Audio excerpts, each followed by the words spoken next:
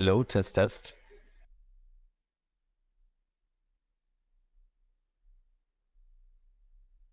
Loud and clear. Hello, Ashley. Sorry, my internet is like, I think a little bit, I didn't hear you in the beginning, but now I just heard you.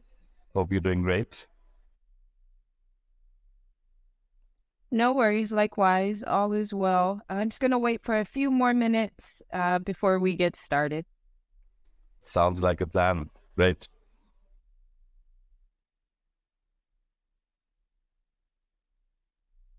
Nice green laser eyes, by the way. I know I love it. It appears the team is updating all of their profile pictures as well. So it's starting to look real cool. I love it as well. So for those who don't know what we mean with those green laser eyes, like we know that some Bitcoin, um, let's say advocates have like red or orange laser eyes, and we being in ReFi, one rabbit hole beneath Bitcoin, where we see the intersection of climate action and Web3 develop strongly. We are showing this with our green laser eyes. So yeah, looking forward to start and take you on the journey of the green pill.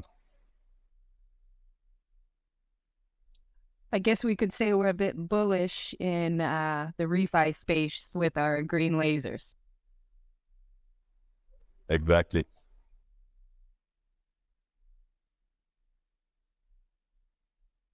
Well, I guess we can get started. And it's the Twitter spaces are always recorded. So at any time, those that have missed it can reference our Twitter space link. So for now, hello and welcome to Menthol Protocol's 11th space. As always, lovely having each of you here. And for those that will join and listen after the recording, thank you as well. Last week, we decided to postpone our weekly space to focus on our beta launch and other pertinent tasks. Notwithstanding, today we are bringing the fire with some amazing updates from our very own Amir, who has been on the road showing Menthol Protocol. Before we get into it, though, I wanted to take the time to thank Miche, who was the star of the show on our last space. She provided some invaluable insights and induced amazing conversations with the community. So thanks, Miche, for that. And without further ado, hello, Amir. Please take it away. Hello, hello. So I hope I'm just like, is my background noise, is it too loud over here, or do you hear me well? We can hear you well, Amir. Sounds great. Okay, awesome, awesome. So what you hear in the back is basically the heavy and hard rain of Bali. So I'm happy to tune in from here. The maybe before like even jumping into the giving a small introduction for the new people tuning in and want to learn more about who we are and what Mental Protocol is. Just like a small update of where I'm at and what has been like the focus of the last 3 weeks from the event side. So yeah, like first trip was Token 49 Singapore. That was like 2 weeks back. So it was so great to be back in Singapore. As I've also studied there and spent like some 6 months there, 2014, 2013. So it was really amazing to be in the city again, and for the Token 49 event, a very heavy crypto Web3 blockchain event, meeting a lot of investors, a lot of partners. We met with Cardano, we met with Project Galaxy, so shout out to the two just mentioned, but also to many others. Also KlimaDAO we met, huge shout out to them, CarbonFi, and actually many others. So I'm proud of you. Web3 projects and a few ReFi projects we want to work closely with together. Singapore has been a blast. So for those basically tuning in, what is Mental Protocol at short? Maybe I'll just go one step further and first start with the Mental's vision. So Mental Protocol's vision, for those tuning in, is basically making sustainability and regeneration affordable, accessible, and integrated into everybody's life. So we know that we've got the climate crisis going on, and that our economic system is built on partially exploiting Mother Earth and making profit from it without actually having any cost. So through the introduction of the carbon offsetting market, which exists since 20 years, like governments tell the companies how much ton of CO2 they're allowed to actually emit, and the remaining amount of what they overdraw, they have to compensate through the purchase of carbon credits. That's a way of fueling money and a revenue stream into environmental friendly projects. So when we at Menthol Protocol talk about wanting to make sustainability and regeneration affordable, accessible, and integrated into everybody's life, we do leverage, for example, the carbon credit offsetting market, which is being tokenized. So we were at the beginning talking about our green eyes, right? So after having Bitcoin come in, bringing a new financial system and a new technology out there with its first use case itself, Bitcoin. We're talking about the blockchain technology. We've seen different waves of innovation happening. One big wave of innovation after Bitcoin was the NFTs, then Metaverse, before that even DeFi, decentralized finance.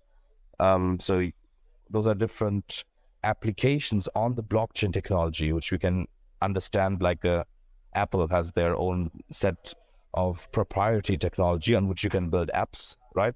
They take 30% commission on everything. So basically Ethereum and Cardano and those chains out there provide also technology where you can build an app on top of it.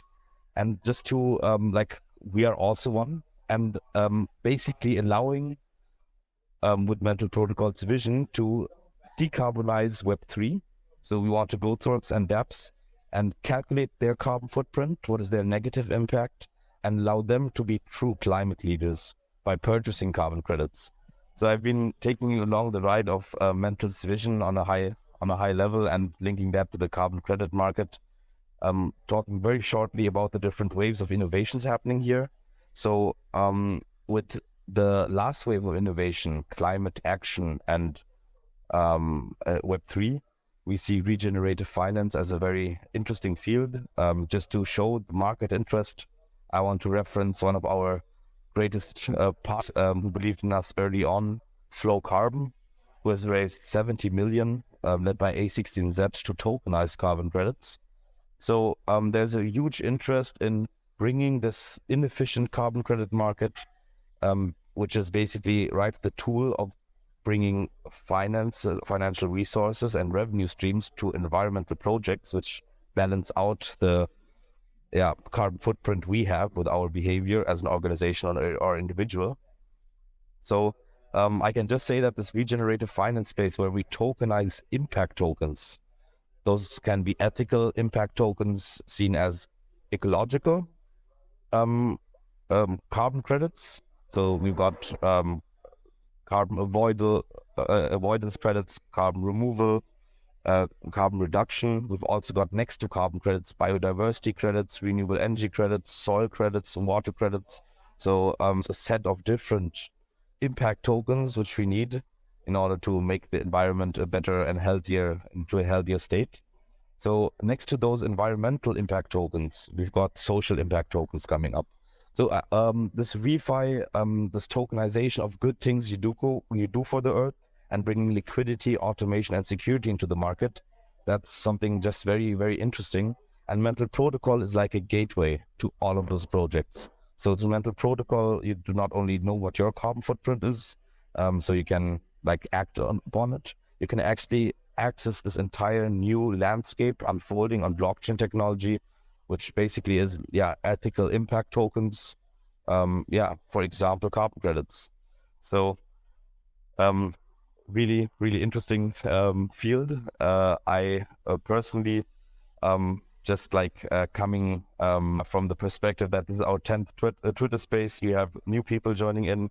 We actually just had a pitch yesterday. So I'm happy to walk you through a small pitch of Menthol Protocol for you to get to know who we are, what our solution looks like after you've heard our vision just now, basically integrating environmental and social projects into the core DNA of any company, of any individual. Simply, through a few solution ecosystem parts that we will discuss today. So maybe after this long introduction, Ashley, if you have like a comment or a thought over here, if not, I'll be happy to continue and walk, especially the new audience over here, through a mental protocol pitch and what our value propositions are. But if you've got some feedback at this point or a question, happy to have you interrupt me. And No problem. I just wanted to extend a warm welcome. I see Mert has joined us, Islam and Moji. They are part of the green team as well. So I just wanted to say hello, thank them for all of their hard work. And without their efforts, a lot of the back end business rarely gets, a seat at the table. But without them, Menthol Protocol, wouldn't be as great as it is today. And the only question I do have, Amir, is what time is it there in Bali? it's 12:42 a.m., so it's already Saturday morning, so to say. So I'm still, of course, always also a bit tired after the last 2 weeks of traveling, energized to talk about mental protocol, and have been looking forward to this Twitter space as we couldn't have it last week. But yeah, it's quite early. How about yourself? You're like in San Francisco, so it's more than 12 hours difference, right? How many hours difference do you have? What's your time? Yes, I'm a day behind you, so it's 9:42 in the morning, and only two cups of coffee down. It's fun though, and rest, your dedication doesn't go unnoticed, but rest is also key. But that's all I had. Just wanted to say very true. Yeah, no, thanks a lot. Actually, like that's the first thing I learned at the first ReFi event I visited, was that regeneration is to be understood along the social dimension. So that means also taking care of yourself on an individual level, but also taking care of the community on a social level, right? So we're talking about social call to actions, impact tokens we can tokenize sooner or later.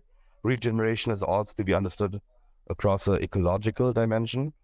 So that's where we tap into, for example, carbon credit markets and other impact tokens, which are brought on-chain and available to basically any individual organization. So, and of course, in the economic perspective to be seen.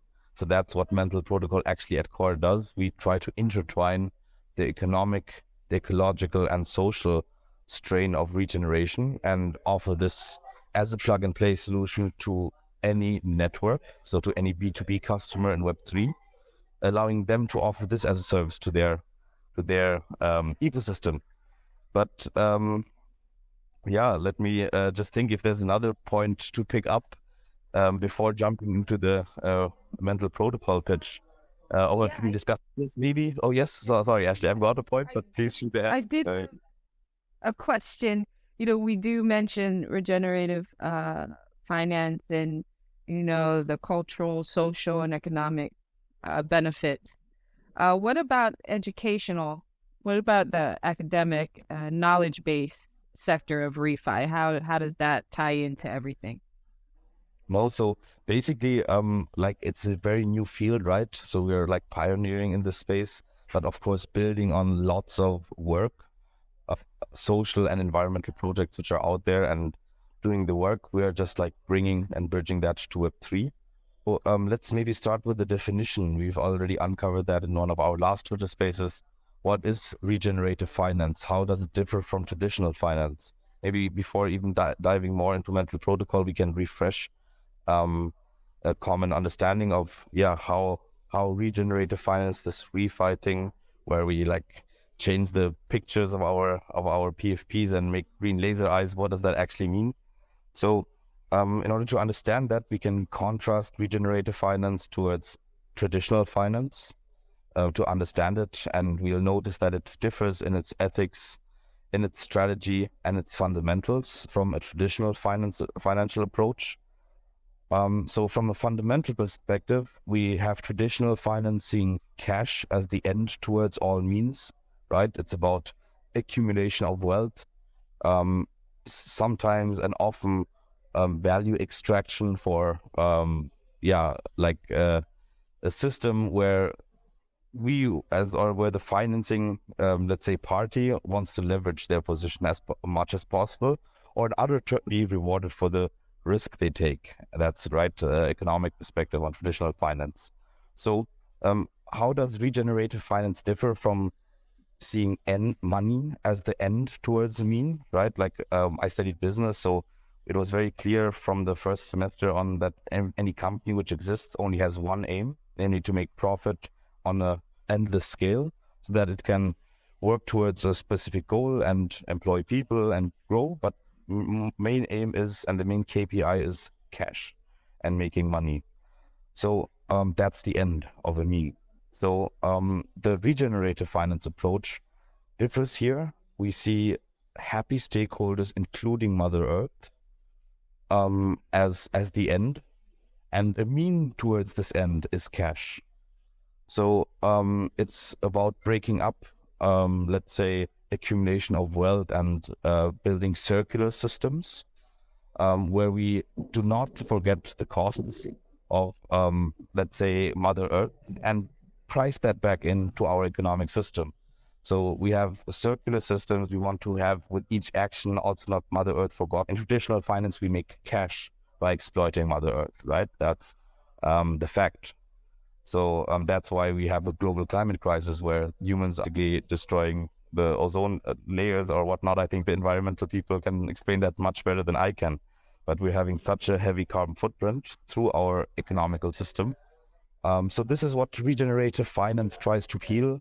What does regeneration mean? If we just basically take a closer look at regeneration, fostering circular systems, having also Mother Earth as, let's say, a stakeholder whom we want to appreciate and value in each transaction at the end, when we take a look at who has what value. So regeneration basically is like one step further than sustainability. Sustainability in our concept world is to be understood as a constant level of value over time, right? So if you draw it on a graph and have the time on the graph, you'll see a flat line. The value stays the same over time.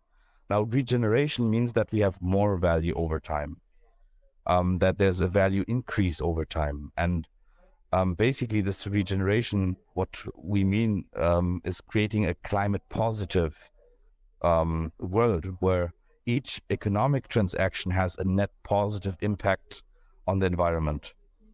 Or maybe very important to mention in this very point. So we've got the global climate crisis going on. It's a coordination issue. Blockchain technology is a technology there which is basically geared towards solving coordination issues by incentivizing stakeholders with smart technology and a community-driven approach to solve a problem in a more efficient way than maybe centralized systems can do that. Now, this is basically blockchain technology and why that's important for climate crisis. But we have to always remember that there's a two-step approach towards resolving climate crisis. First step, we can't do for you. Every organization, every individual has to do it on their own. Reduce the carbon footprint drastically. That's especially when looking at organizations which form a lot of the carbon footprint, right? But we as end consumers, we can't be left out of this responsibility equation. So it's up to us, organization and on an individual level, to reduce the carbon footprint drastically. And now, in order to basically save the next generations and avoid a collapse of our climate system, right? So it's so important to understand what we're talking about over here. Now, after we've reduced the carbon footprint drastically, so if we take a look at Web3 as an industry, we see that by the push from proof of work to proof of stake happening with Ethereum, for example. So that's where the market has already pressured the technology to do that, to put down the carbon footprint through new innovations. But it's not enough. We're in a golden hour of time. What does the golden hour mean? We have a limited time period to actually prevent aid effects of horrible events destroying the world, right? That's what climate crisis is about. So the second step of actually calculating your non-avoidable comps becomes as important as it is. In company language, we talk about corporate social responsibility, which exists since many, many years. I also you can even study that. So there's like a big movement and commitments to be carbon neutral, because we know that we have to basically, firstly reduce our carbon footprint and then stand up for the non-avoidable carbon footprint we have and compensate for it. And by us compensating for it, so donating money to projects which do good for environment, we create new revenue streams for those environmental projects. So now farmers and other stakeholders can utilize their resources, maybe land or whatnot, towards actually building those new revenue streams in, which benefit Mother Earth. So it's so important to see this two-step approach and to see the almost equal importance to both steps, given the short time we are in.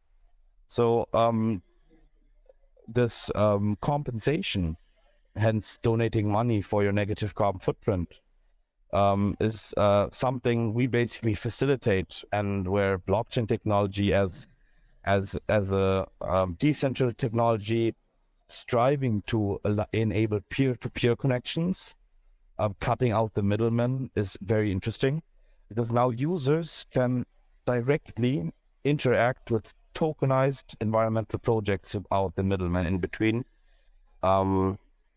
We still didn't jump yet into Menthol protocol and what we do exactly here, but we can already, or hopefully you already know, we are a platform. We are like Alibaba for those impact tokens. You can, or Amazon, you will be able to access all of those things. And as a platform, we do not only have as for a platform business. If you want to basically build a platform business, you have suppliers on the one side. Those are the tokenizers of impact tokens. You've got on the other side the demand side, so your customers. And then as a platform business, building indirect and direct network effects, and eventually building winner-takes-all business models, right? We have value-added services providers as a third stakeholder to see in our platform. So those value-added services providers can be, for example, Declimate. We've announced a partnership with them, which collects data of the environmental projects, ensuring the quality of the impact tokens. So I think this is like a big, we are touching many different topics over here. But basically, in a nutshell, Web3 can unleash and climate action. And climate action and Web3 can both together grow into mass adoption. So very, very interesting field. And I just want to maybe share before jumping actually our Twitter space is almost over, right? So we can talk at the very end, very short of what Menthol Protocol does again. But I just want to share one discussion I had with with Binance. So we are talking with their marketing team, with their CMO, and discussing Menthol Protocol and basically ReFi in general.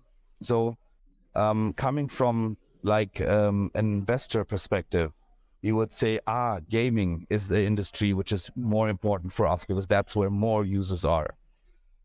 Talking with the Binance marketing department, I was explaining that we actually bet that environment can have more users and more onboarding of new users for Binance Smart Chain or any other Web3 project, because we just look at the statistics. How many people are environmentally concerned about one, right? And if now this Web3 technology offers a direct way for you to participate in climate action, we're not too much Web3 and stuff. We just have to bring the values and basically bring the solution to the table. But that's what I personally, I would bet that we could, if we do it correct, get more users on Binance Smart Chain than the gaming market. And that's a big bet, one can say. And I rather want to make a point over here and to say that not only the gaming short-term users are interesting, but we've got here a huge other market. So that's why we see our vision of making Web3 the first climate positive industry as something very important and special, a special role Web3 can take as a climate leader paving the way for other industries to follow up, as a lot of tech basically brings the supply side and the automation with it. So this was like a lot of, let's say, monologue input from my side.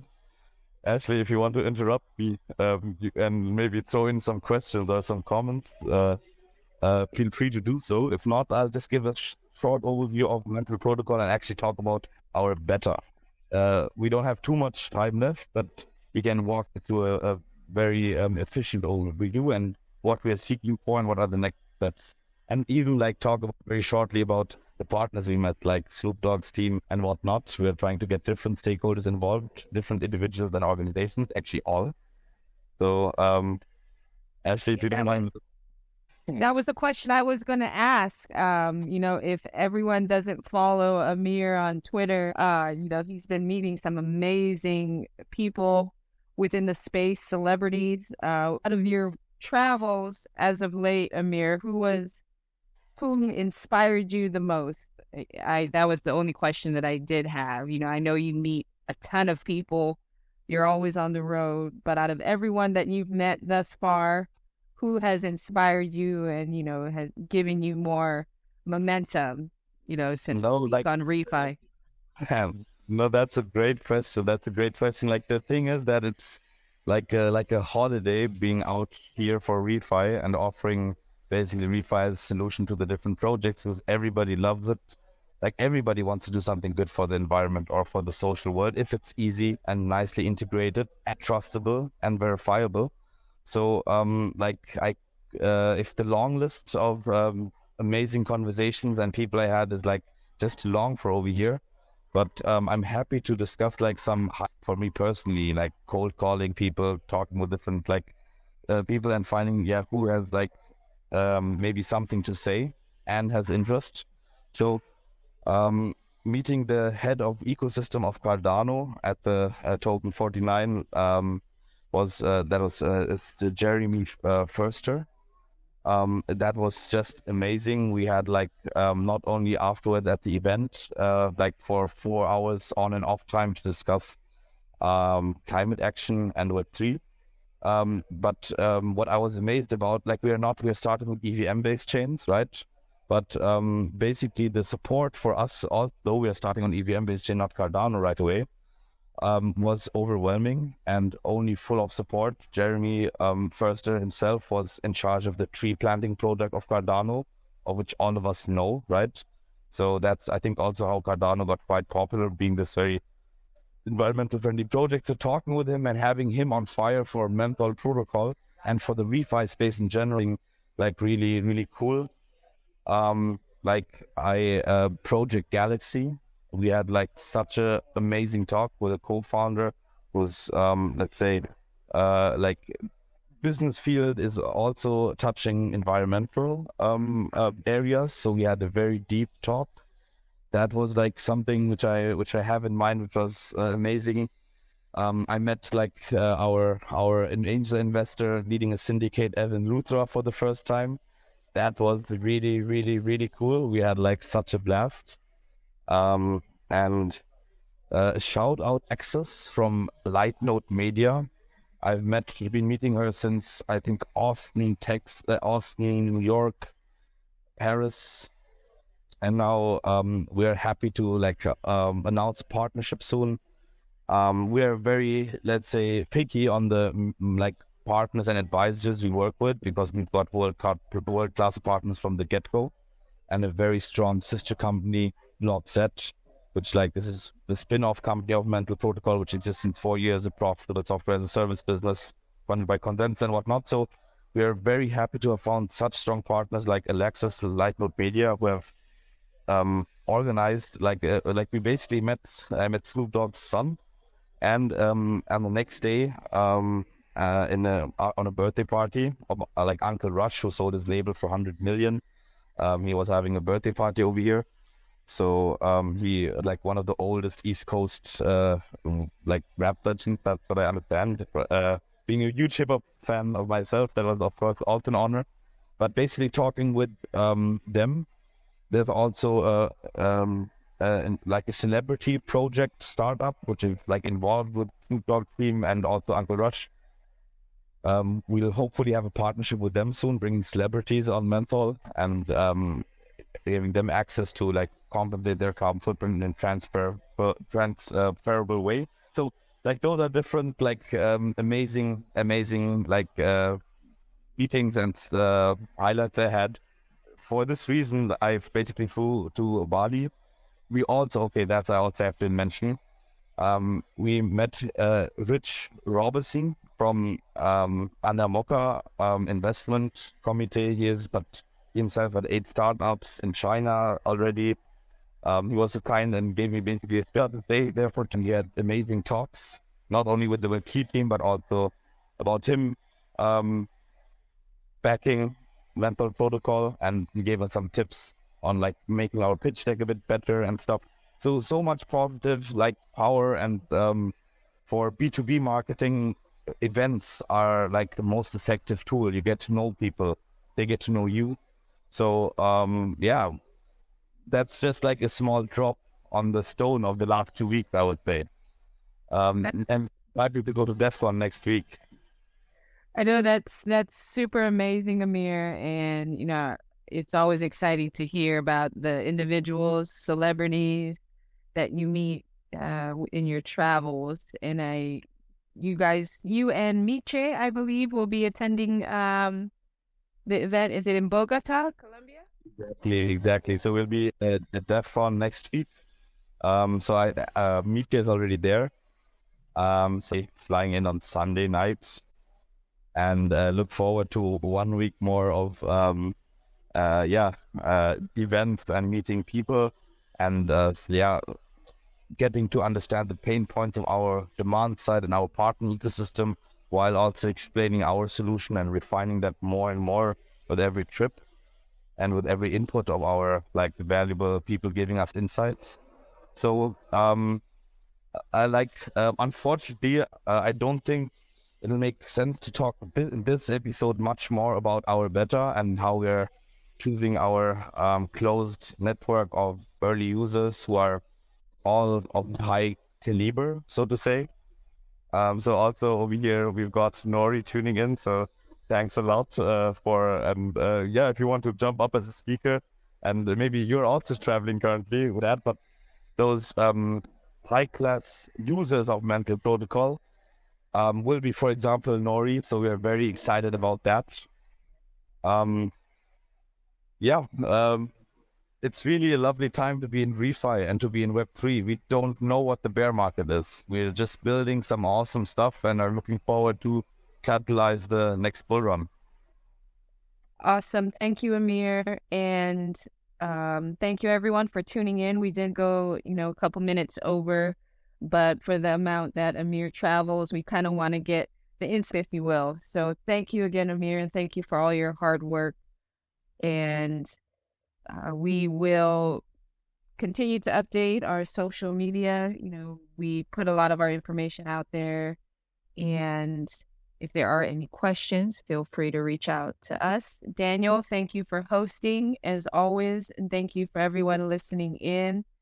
Amir, as we stated, regenerative finance is similar to rest. It comes full cycle. So please get your rest, and hopefully your travels are safe and fruitful at the same time. Oh, they are. So thanks a lot, Ashley. Yeah, so cool regards from Bali, and looking forward to go in more depth next to the space on our very interesting action points following in the next weeks and months. Terrific. Thank you, everyone. Have a great weekend and happy.